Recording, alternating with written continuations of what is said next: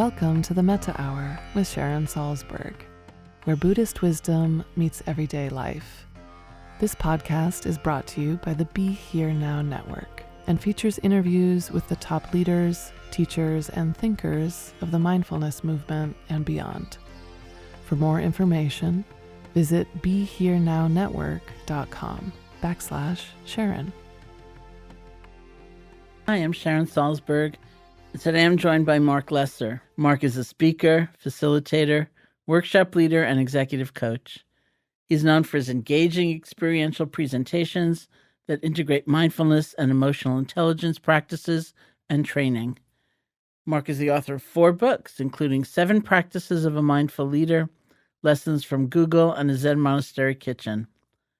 Marc was the co-founder and CEO of the Search Inside Yourself Leadership Institute, featuring a mindfulness program he helped develop within Google.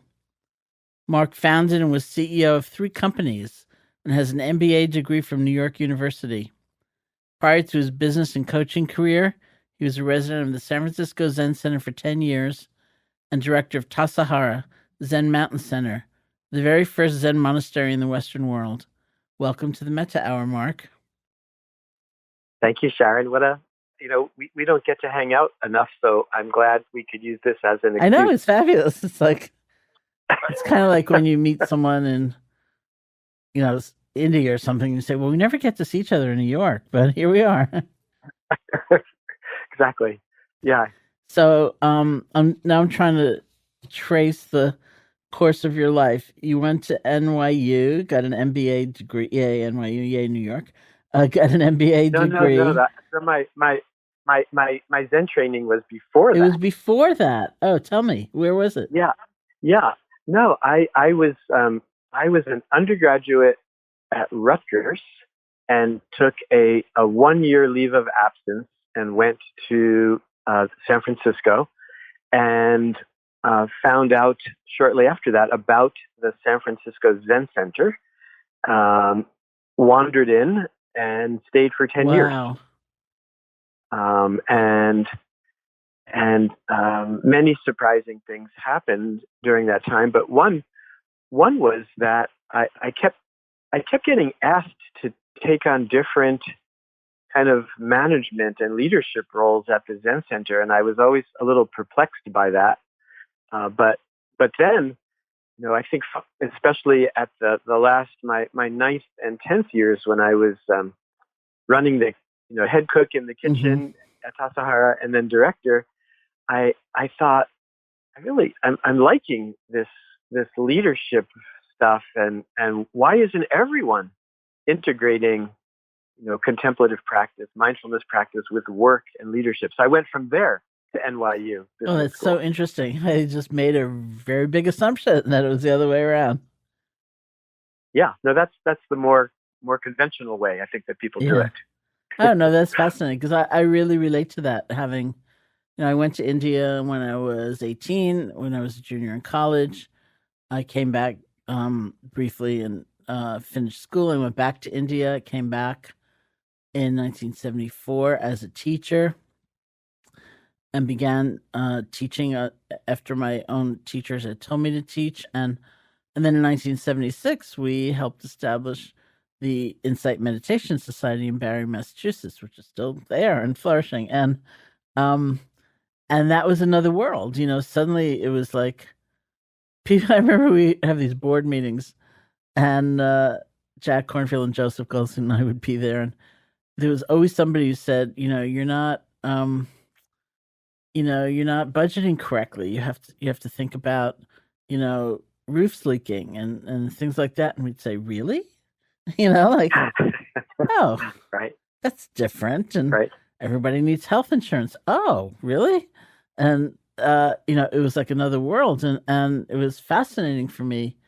In some funny way, I love business and just the way of trying to figure out how a value-based organization can flourish and even survive in this world. So I really understand what you're saying.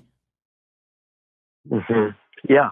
No, that again, I'm still a little surprised in that when when I was an undergraduate at Rutgers, I wouldn't have associated with people who were business Yeah. majors. There was something kind of bad about business. And then, and it's funny. The other day, I was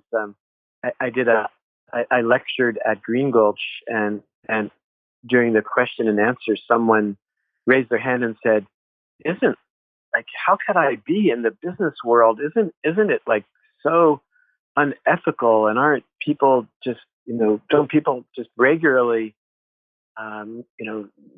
not tell the truth?" And I was like, no, that's such an interesting. It's that business has such a bad reputation that my experience is that it's pretty much, at least my experience is that it's mostly people trying to do their best, trying to be as moral and ethical, connected as they can, and that I actually think there's something, and I think this is partly maybe what you were saying, is that there's something about that energy in the business world that actually can offer something to people who are in the mindfulness world or in the contemplative world.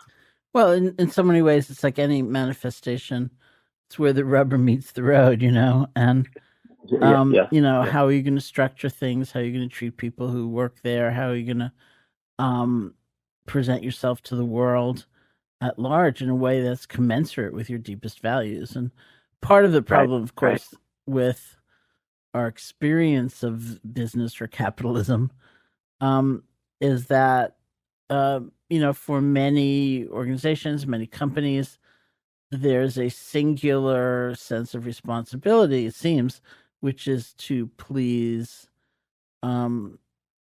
shareholders, and it isn't necessarily the case that the entity, the business, has a sense of responsibility toward employees, toward the environment, toward the community, but there's no reason it can't. Right. Yeah, and that's the beauty of the creation of the B Corp, right? To actually create a legal entity to change the bylaws and articles of incorporation that so drove that mindset that you're referring to, that mindset of that the only priority was maximizing shareholder wealth, and then to create a different structure.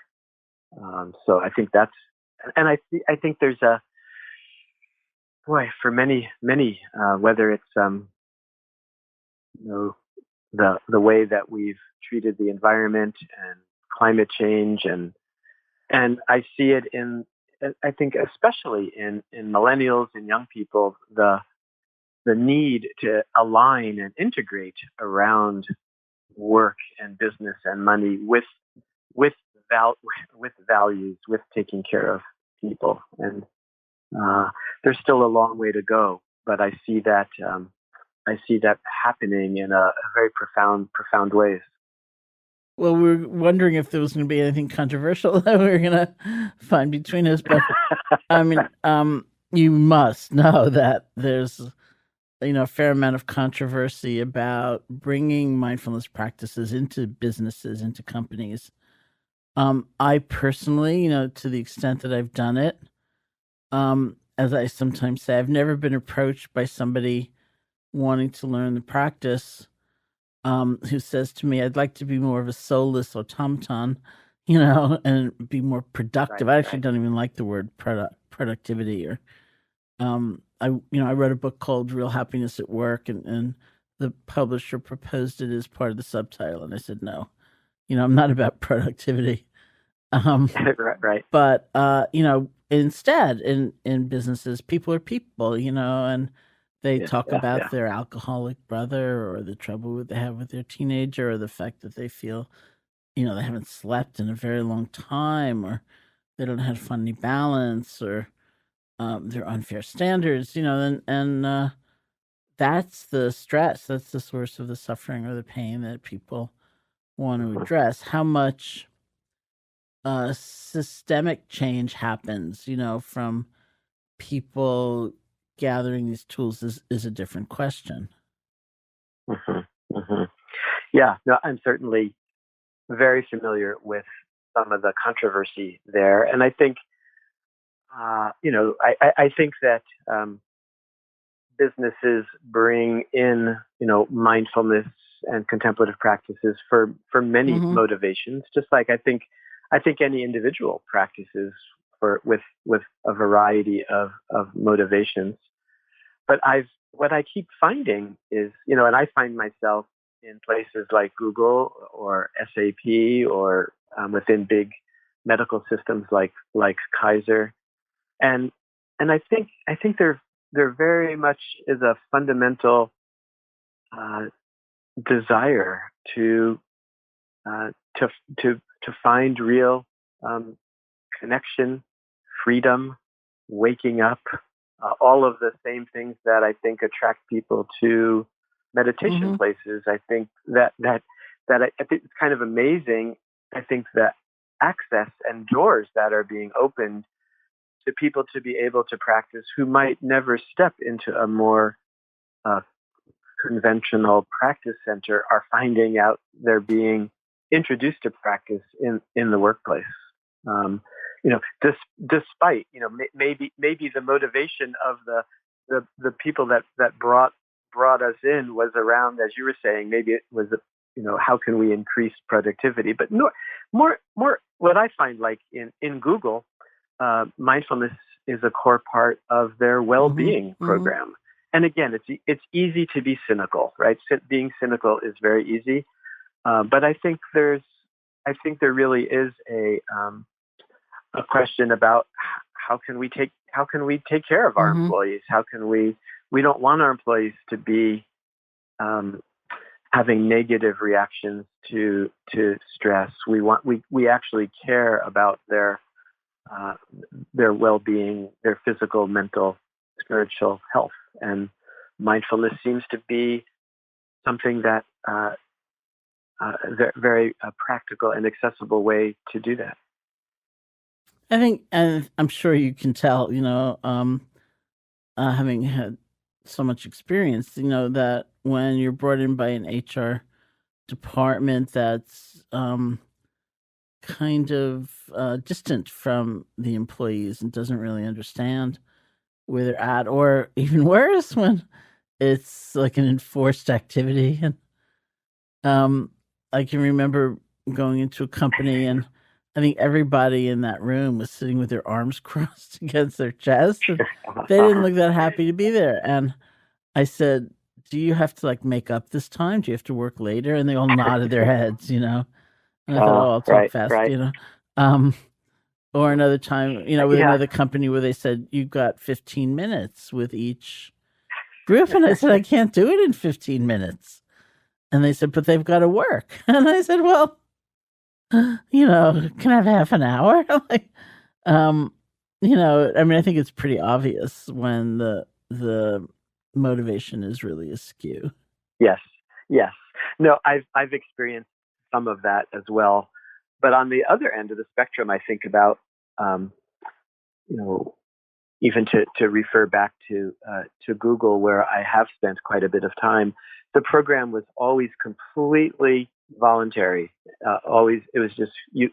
In fact, it became somewhat competitive to get into the program, which is, and in fact, I was just at Google, and there's a pretty substantial waiting list for people wanting to take, and it's a 2-day program. So it's like again, that's not a lot of time, but it's not 15 minutes. It's like stepping out of your work life for 2 days. And then there's another, 4-week or 8-week kind of follow up of doing daily practices. So I think there are more and more workplaces that are taking this stuff a lot more seriously and are seeing that it can really be important to take the time.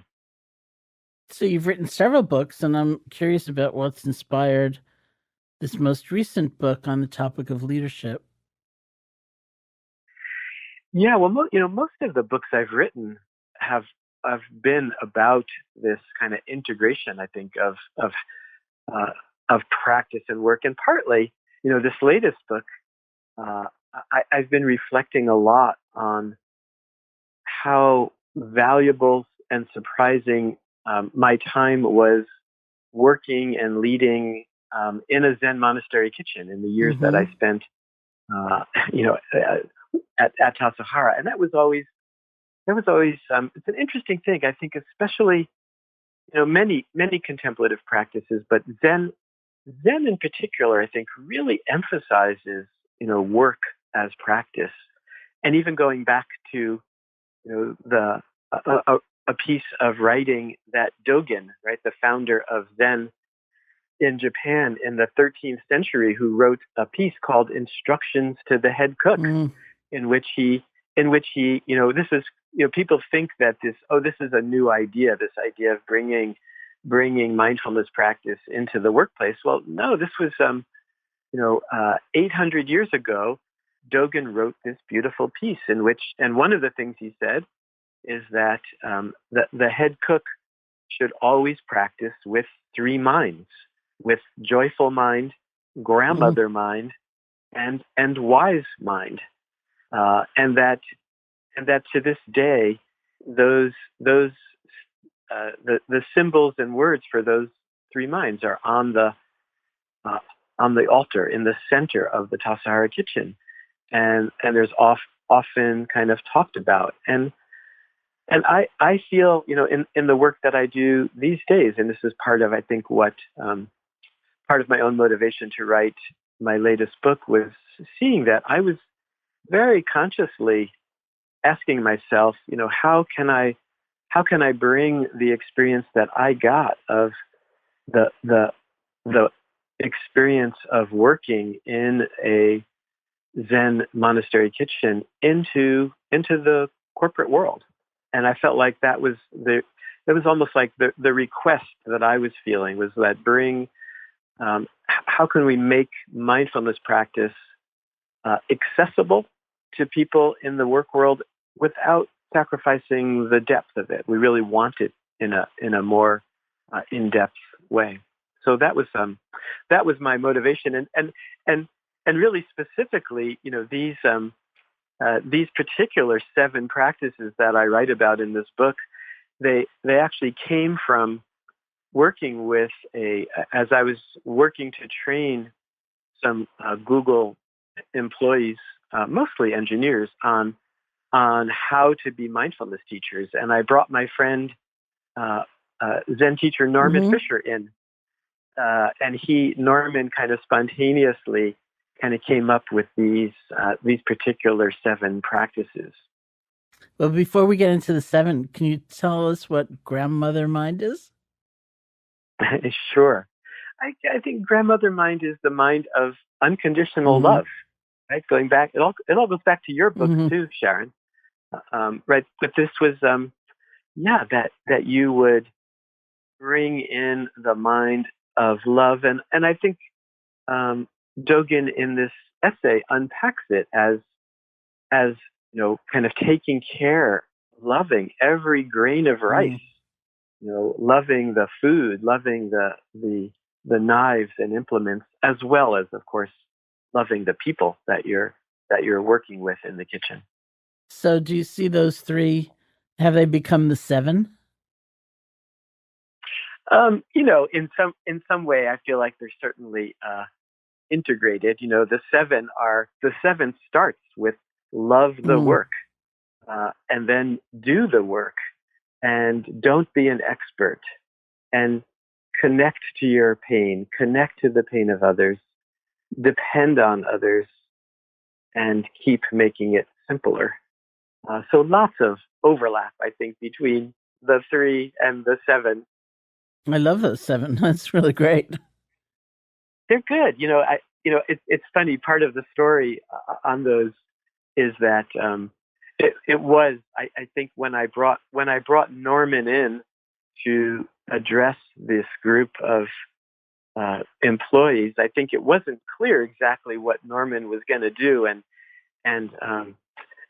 there was on an agenda that I don't even know who created it, but it said, Norman gives talk about bringing mindfulness into the world of work, and I pointed, I kind of showed Norman. I was sitting next to him at this meeting at Google, and Norman very nonchalantly got out as Norman tends to do, a piece of paper and a pen, and he made some notes and proceeded to talk very eloquently about each of these 7 practices as the core, important practices that you need to know as a mindfulness teacher. But when I heard these, I thought I loved them. I loved them as soon as I heard them, and I actually wrote them down and put them on everyone's desk who was working at this organization, the Search Inside Yourself Leadership Institute, that at the time I was the CEO of, and I put them on everyone's desk. We had about maybe 18 or 20 employees at the time, and then little by little, I started writing about them and teaching about these 7 practices, and it was probably a couple of years into it that I started feeling funny about it and thought, I need to talk to Norman and get Norman's okay. I think a book is emerging here. And I called Norman one day and mentioned that I was interested in seeing if he felt okay about me writing a book about these 7 practices that he spoke about at Google. And of course, Norman paused and said, "What 7 practices? I have no idea what you're talking about." Can you repeat the 7 just for a moment, because I love them so much? Yeah, which I repeated to Norman on that phone call. Love the work, do the work, don't be an expert, connect to your pain, connect to the pain of others, depend on others, and keep making it simpler. And when I read them to Norman on that phone call, he said, "Those are pretty good. Yeah, they're great. And good luck. Good luck with your book. And please do send me a copy." And so that's it's funny. And then Norman and I actually were teaching together at Green Gulch just a couple of days ago, and kind of weaving in these practices, and as well as Norman has a new book out about imagination and the Bodhisattva path. So, kind of, it felt almost full circle, spending the day co-teaching together. But that's real generosity too, rather than saying, "Hey, those are great, give them back to me. They're mine." Totally. Yeah. It was completely. Norman and I have been very, very close, and we teach together. We've been teaching together out of Green Gulch. We do these one-day workshops called Company Time, which are kind of this retreats for business people that we've been doing, I think, since 1995 now. I'm wondering if when you go into a company, well, you obviously use the word love because you start with love the work, but do you use concepts openly like love or compassion? Totally. Totally. I might not start there, depending on the corporate setting, but I think I definitely start with getting people to just be quiet and getting people to listen to their voices. And I might have people, like if I were starting with a guided meditation, I might ask people to check in with their own hearts and ask people to check in with what they love. And then I often like to do, have people practice listening. And a great place to start is to ask people to have a conversation. What do you love about your work? What do you love about your life? And what are some of your biggest challenges? What are you grappling with? And I think those are great starting places for teaching mindfulness in the business world. What do you think, since you're using the mechanism of talking about leadership, what do you think our general cultural concept is of leadership, and how accurate is it? That's a great question. I think in our culture, leadership has there's a lot of, I think, cynicism and negative connotations that go with leadership. And it's complicated. Like people, that question makes me think of, often I'm teaching, mindfulness and emotional intelligence in the business world, and one of the questions I get asked most often is, well, what about Steve Jobs, right? That he's an example of someone, I think, who people think of, on the one hand, incredibly, dedicated, creative, like masterfully creative, right? Change the world, right? Here I am talking. I'm talking on an iPhone right now, which is kind of a miraculous invention of, I think, of Steve Jobs and a whole team of people creation. On the other hand, he was known as being a really difficult person, that had a real shadow side. And I would often answer that question just by saying that I think he had some incredibly great leadership qualities, and he had a real shadow side. And I think a lot of people were hurt by his leadership style, which that I think despite how difficult he was as a person, he managed to get people to rally around creating something. And I would ask the question, I wonder what other great things might have happened if he were even a more integrated and aligned leader. But these humans are complicated. People are complicated. I think now, I think there is more and more interest and need in what I think of as integrated leadership, of people integrating things like love and compassion in with the ability to inspire others, the ability to have the kind of creative mind that Steve Jobs had.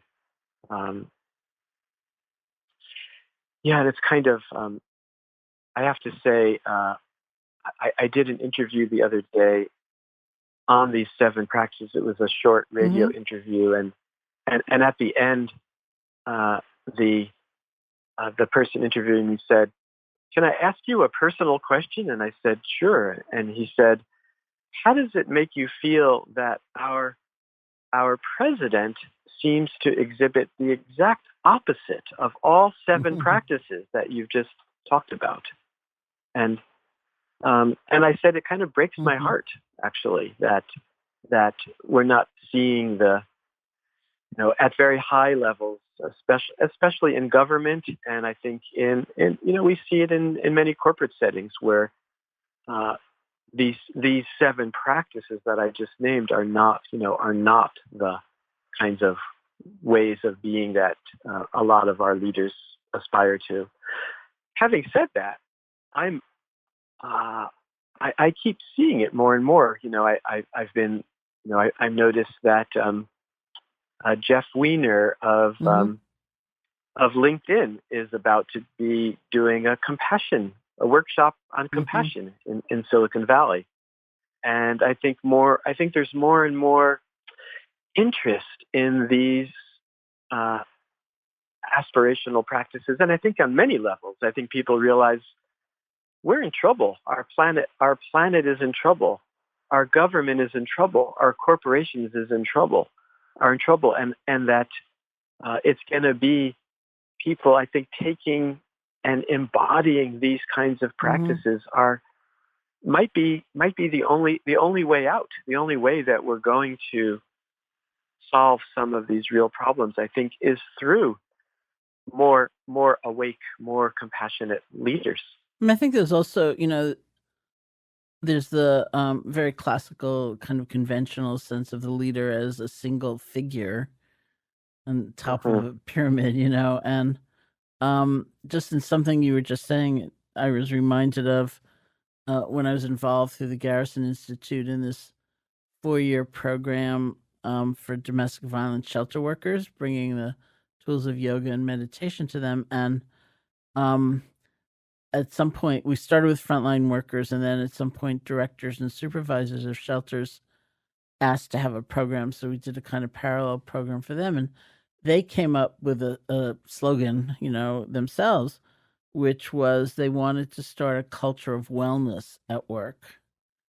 And for different shelters, that, interestingly, like for everybody, that meant some physical space where you could just chill, and for different shelters, it also meant different things, like maybe a rooftop garden or whatever. And I realized that a culture could be your own body and mind. It could be your desk. It could be your team.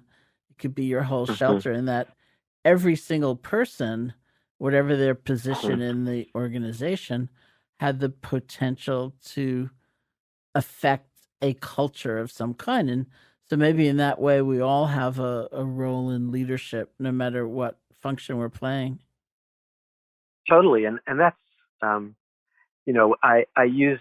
sometimes hesitate to use the word leadership because it seems to conjure a certain idea. But I think that everyone's a leader. And interesting that you should say what you just did. The theme of this workshop that Norman and I did just a few days ago at Green Gulch was looking at each person as what culture are you creating? What are your underlying attitudes and assumptions that you are bringing, and what are the gaps in the culture that you've created, and what culture do you want to create? And I think it really does start there, and that then it becomes immensely interesting and often complex when you then put a variety of cultures together. What's the culture then of your team? Maybe it's or your partner. Even a relation, any relationship is like that, right? Every relationship bringing how hard it is, right? This is why intimate relationships and marriage or any close relationship is because you're actually taking more than one culture and putting them together. And then what to me is that's how I see the workplace. You're putting all these different cultures together, and then you're asking people to actually get stuff done, right? You have to actually work together. You have to collaborate on projects and agree on things. And those cultures, those individual cultures, are being played out, and you need to work with them in a way that is hopefully working toward kind of individual and group sense of well-being. That's great. So I have one more question, and then I'm going to ask you to lead us in a short meditation. Because when I teach meditation, fixated on the moment that we realize we've been distracted, and that being a very important moment, not to just get down on ourselves, but to practice letting go and being able to begin again. And so I know in your book you speak about a leader's ability to embrace failure. And I think of meditation practice as learning of resilience. It's really learning how to begin again over and over again. So I wonder if you could just say something about our relationship to failure. Yeah, I'm kind of reflecting on kind of in what we were talking about, how right from an individual level, right? So this is the third practice is don't be an expert, which in a way is shifting our relationship with failure.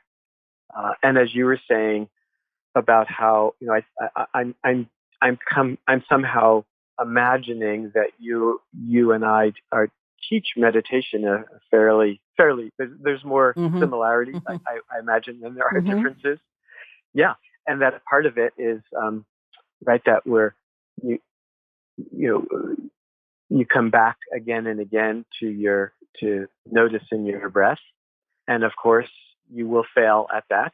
And then, well, what is your attitude? Can you just say, oh, my thinking mind is happening, and I've totally lost track of my breath, and I'm going to. And this is a little bit like, I think I'll often even use Dogen's word here with a grandmother mind, with a mind of acceptance and love. Can you gently bring your attention back to being with the breath, and then taking that and expanding upon it? I think there's lots of failure in the world of work. People tend to avoid it.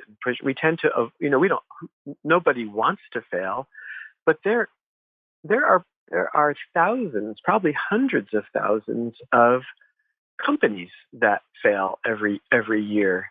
And then there are people who are not in the right job and leave or leave their job, and there is just so much failure. And I think the practice of shifting our relationship from whether it's focusing on our breath or these more bigger, more profound failures of businesses that fail or projects that fail, and it's this, in some way, it's this shift from I think of it from a judgmental kind of more fixed mindset to a mindset of open-heartedness and seeing that we're always learning, and that failure is just part of the game, part of being a human being. That's great. So would you like to lead us in a short practice? I would be delighted to. Should we about 5 minutes? Is that a good time? Okay. Well, thank you. I just want to appreciate you for a moment. Thank you for inviting me here, and thank you for the good work that you've been doing for, seems like, many lifetimes now. Thank you so much. So let's just start by stopping. Pausing is such a great practice. Noticing the transition from listening, whatever you may have been doing, to stopping. What is it like to stop? What is it like to bring your attention to the body, to the breath?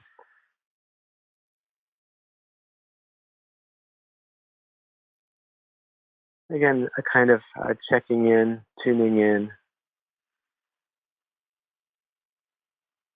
noticing your shoulders and chest and face and neck, just really being in the body, starting with the body, making conscious choices about placing the hands and feet. Maybe sitting up just a little straighter if that's comfortable. Putting some energy in the spine, energy in the upper back. Feeling the sense of alertness, awakeness, sitting perhaps like a majestic mountain, a feeling of dignity in the body, and at the same time being relaxed, comfortable. That alone, just a great practice, being relaxed and alert.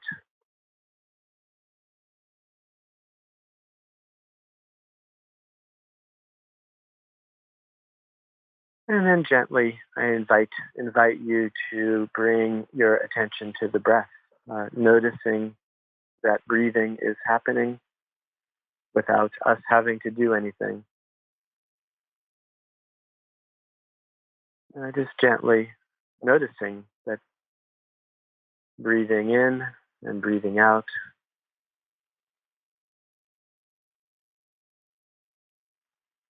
And even bringing a sense of curiosity, noticing that this breath is actually new and fresh. This breath right now has never happened before, won't ever happen again. So bringing a kind of attention, curiosity, even some kindness to the breath, to the body, without trying to change anything, just noticing.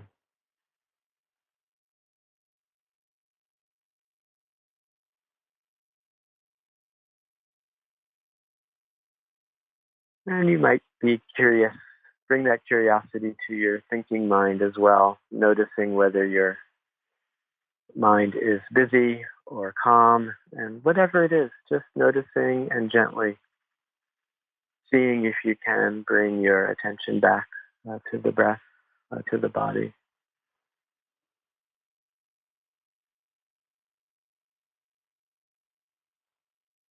So just cultivating this sense of right now, there's nothing lacking, nothing extra is needed, just breathing in and breathing out.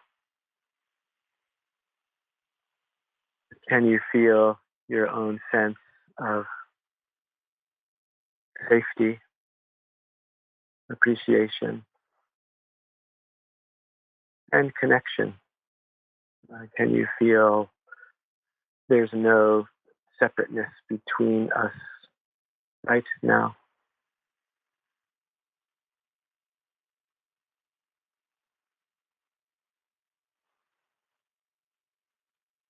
And keeping it simple, just noticing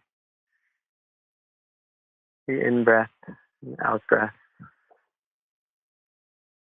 noticing what it's like to be alive, to be here right now.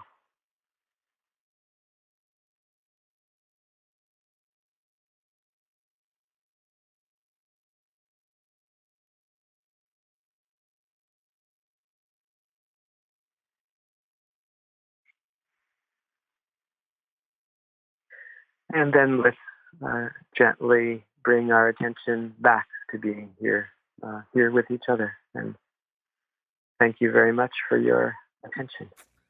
Thank you so much for doing that, and thank you all for joining us today. Really appreciate it, and I look forward to the next time that we can meet, maybe even That would in be so person. great. Maybe not even at a Thank you, large Chad. conference, which it usually is. That would be lovely. Yeah. Great. So if you would like to learn more about Marc, you can visit his website at www.marclesser, that's MarcLesser.net. And I encourage you to check out his new book, 7 Practices of a Mindful Leader, which is available in paperback, ebook, and audiobook formats wherever books are sold. Thank you. Hey folks, thanks for listening. To learn more about Sharon and her ongoing teaching schedule, as well as online courses and a free guided meditation, check out her website at SharonSalzberg.com.